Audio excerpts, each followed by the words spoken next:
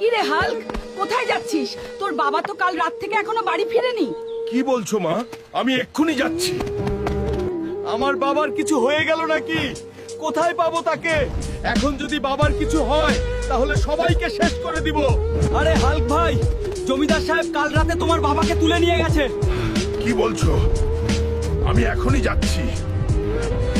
দরজা খুলো, ভিতরে যাব। আমার বাবাকে জমিদার সাহেব আটকে রেখেছে। তোমার বাবা আমার কাছ থেকে 1 লক্ষ টাকা ধার নিয়েছিল, এখনো দেয়নি। বাবা হাল্ক, তোর মায়ের চিকিৎসার জন্য আমি টাকা নিয়েছিলাম। এখন আমাকে এখান থেকে বাদ। এখন আমি 1 লক্ষ টাকা কোথায় পাবো? কেউ তো আমাকে এত টাকা দিবে না।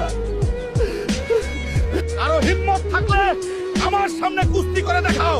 জিততে পারলে একটা 1 লক্ষ টাকা দিব। আমি তোমার সাথে কুস্তি লড়বো, পারলে জিতে দেখাও।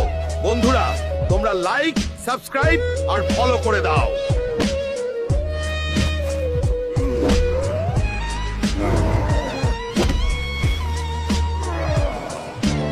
জমিদার সাহেব, এই নিন আপনার টাকা। এবার আমার বাবাকে ছেড়ে দিন।